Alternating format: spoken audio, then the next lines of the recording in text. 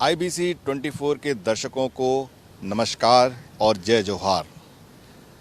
आपको एक अच्छी खबर देनी है, एक बहुत ही बढ़िया खबर देनी है कि 2 दिन का जो सम्मेलन दिल्ली में था, कौन सा सम्मेलन? G20 सम्मेलन आज समाप्त हो गया है और एक भारत को बड़ी सफलता के साथ ये समाप्त हुआ है। इस G20 में जैसे कि आप सबको पता है, हमारे आपने वीडियो आप लगातार देख रहे होंगे कि जो 20 देश के राष्ट्राध्यक्ष इसमें थे। अब एक अफ्रीकन यूनियन को भी इसमें जोड़ लिया गया, वो भी यहाँ पर थे। इसके अलावा 9 देश जिनको विशेष आमंत्रित थे वो भी इसमें थे और इसके अलावा 14 और ऑर्गेनाइजेशन थे जो इस G20 समिट में शामिल थे, जिन्होंने पूरे 2 दिन मनन किया, मंथन किया और कुछ ऐसे उन्होंने डिक्लेरेशन निकले जिससे कि दुनिया भर को फ़ायदा होगा। आप जो मेरे पीछे ये देख रहे हैं, ये भारत मंडपम है, आप इसको देख सकते हैं। ये खासकर दिल्ली में प्रगति मैदान में इसको बनाया गया था। इसी के अंदर ये 2 दिन तक ये बैठक चलती रही और न केवल ये बैठक चली, इसके अलावा जो राष्ट्राध्यक्ष थे उनकी बायलैटरल्स मीटिंग हुई, वो भी इसमें हुई और इसी में राष्ट्रपति का डिनर भी हुआ था पहले दिन, जो कि शनिवार का दिन था। तो इस तरीके से इस मंडपम में लगातार 2 दिन तक ये G20 की समिट चलती रही। और अब मैं आपको अगर ये बताऊं कि पूरा शुरू से पहले दिन से लेके और अभी तक इसमें क्या हुआ, क्योंकि ये ध्यान देने वाली बात है कि भारत ने इस बैठक का, इस समिट का हर तरीके से फ़ायदा उठाया।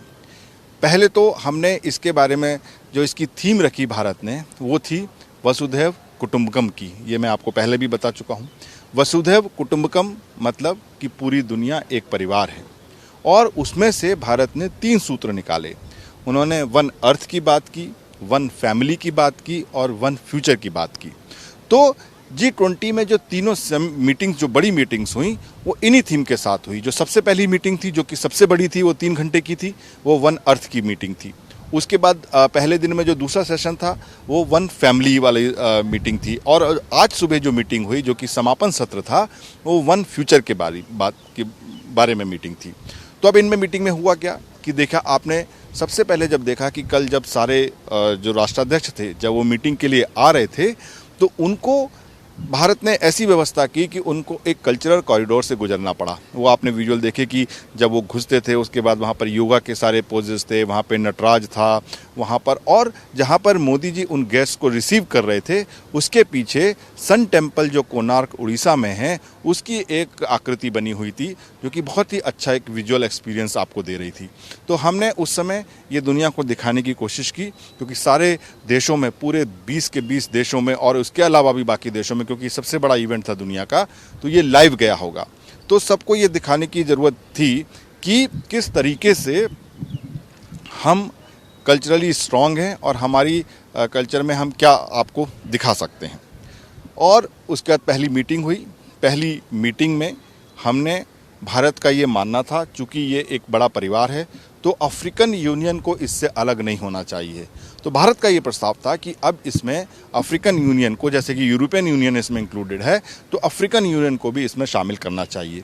और दुनिया भर के सभी देशों ने इस बात को माना और अफ्रीकन यूनियन को भारत के प्रस्ताव को मानते हुए समिट के शुरू में ही शामिल कर लिया गया।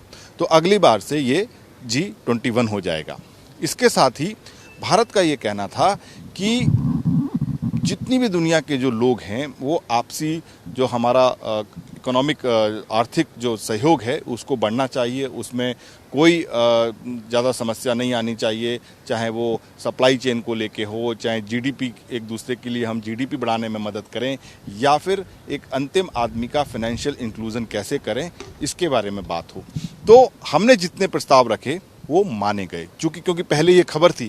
हम आपको ये अपने दूसरे वीडियो में बता चुके हैं कि क्या क्या प्रस्ताव रखे गए, किन मुद्दों पर चर्चा हुई, मैं उन सब पे दोबारा नहीं जाना चाहता।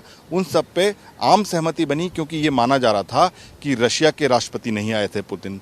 उसके बाद चाइना के राष्ट्रपति शी जिनपिंग ने आने से मना कर दिया और ये माना जा रहा था कि वो इस बात को अपोज कर रहे हैं कि ये रशिया ये बात मेंशन करवा ले कि जो यूक्रेन में जो उसका युद्ध है वो सही है। लेकिन ऐसा हमने नहीं माना, हमारे साथ मदद की हमारी साउथ अफ्रीका ने, अमेरिका ने हमें इसमें सहयोग दिया और इस बात को डाउन प्ले करते हुए जितने भी प्रस्ताव थे उनको अनुमोदित किया गया और सबकी सहमति से वो पास किया गया।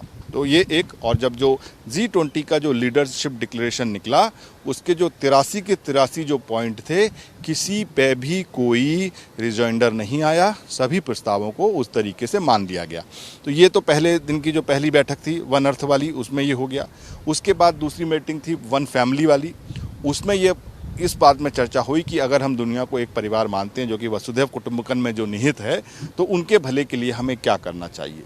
उसके बाद वो ख़त्म हुई, बायलैटरल्स मीटिंग हुई। नरेंद्र मोदी ने लगभग 15 देशों के राष्ट्राध्यक्षों के साथ, राष्ट्रपति प्रधानमंत्रियों के साथ आपसी 1-on-1 मीटिंग की और हम आपसी एक दूसरे का सहयोग कैसे कर सकते हैं वो भी इन 2 दिनों में अचीव किया। और फिर आया दूसरा दिन, तो आपने सुबह सुबह देखा कि किस तरीके से हर देश का राष्ट्रपति या प्रधानमंत्री हमारे राष्ट्रपिता महात्मा गांधी की समाधि पर गए, अपने पुष्प अर्पण करने गए। कितना मनोरम दृश्य था, सब एक साथ पहुँचे। मोदी जी ने उनको खादी का जो दुपट्टा था या गमछा उसको कहते हैं, वो उससे, उनका शॉल कहते हैं उसको, उससे उनका सबका स्वागत किया और सबने खड़े होकर गांधी जी के ऊपर अपने पुष्प अर्पण किए। तो ये एक बहुत ही मनोहारी दृश्य था। हमारे भारत में, हमारी आत्मा में बापू के जो विचार हैं वो निहित हैं, इस बात को ये चीज़ उजागर करती है। जो यूके के प्रधानमंत्री थे ऋषि सुनक, जो कि एक हिंदू हैं, एक भारतवंशी हैं, वो अक्षरधाम मंदिर गए, वहाँ पर उन्होंने दर्शन किए, ये हमने देखा।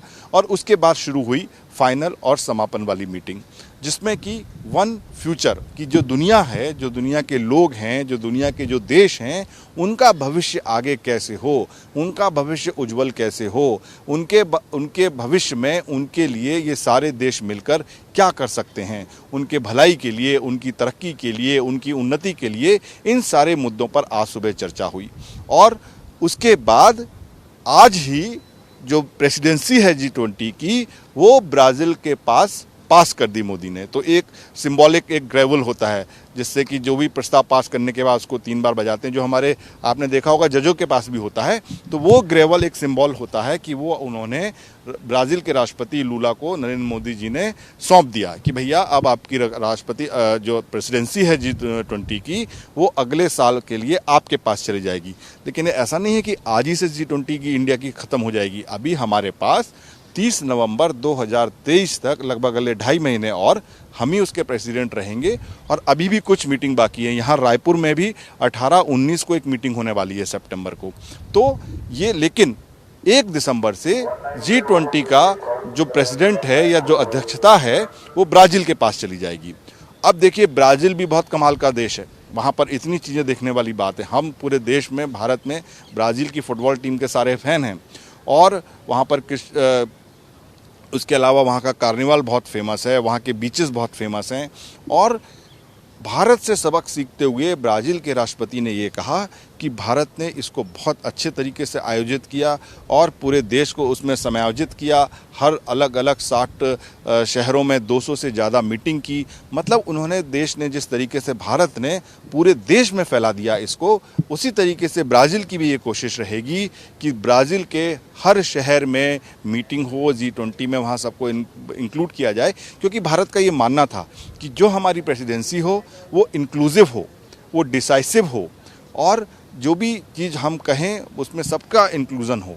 तो एक तथ्य के अनुसार लगभग 80 से 90 भारतीय किसी ना किसी तरीके से G20 में शामिल रहा।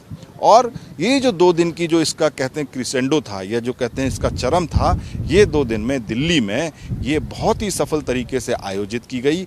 सब राष्ट्राध्यक्षों ने या जो विदेशी मीडिया यहाँ आया था, उन्होंने बहुत तारीफ़ की कि ये भारत का अभी तक का एक सबसे अच्छा आयोजन था और सब इससे बहुत खुश होके गए हैं। तो ये पूरी एक अच्छी खबर थी जो मुझे आपको सुनानी थी। हमें इस बात के लिए प्राउड होना चाहिए, हमें ये मानना चाहिए कि आज हम एक उस भारत में रहते हैं जहाँ पर कोई बड़े से बड़ा आयोजन हो उसको भी हम अच्छी तरीके से आयोजित कर सकते हैं। 20 देशों के राष्ट्रपति, जिसमें अमेरिका, यूके, पूरा यूरोप, उन सब लोग 2 दिन तक हमारे देश में रहे, लेकिन बहुत स्मूथ तरीके से ये हमने सारा इसको आयोजित किया। हमने अपनी संस्कृति को दिखाया, अपनी परंपराओं को दर्शाया और उनको ये हमने महसूस कराया कि हमारे लिए मेहमान भगवान की तरह होता है। तो आपको भी सबको धन्यवाद जिन्होंने लगातार हमारे वीडियो देखे और हमें, चूँकि मैं आपको बता दूं कि IBC 24 जो आपका चैनल है वही केवल इस मीडिया सेंटर से, यहाँ से प्रगति मैदान में जहाँ की ये मंडपम बना हुआ है, वहाँ से आपको सीधी रिपोर्टिंग करके पल पल की खबर देता रहा। तो ये वीडियोज़ आपको देखने के लिए आपका धन्यवाद। अगर आपको मेरा वीडियो पसंद आया हो तो आप मेरे चैनल को सब्सक्राइब करिए, लाइक करिए और इस घंटी के आइकन को ज़रूर दबाइए, जिससे आपको ऐसे और ही ज्ञानवर्धक वीडियो देखने मिलते रहेंगे। धन्यवाद।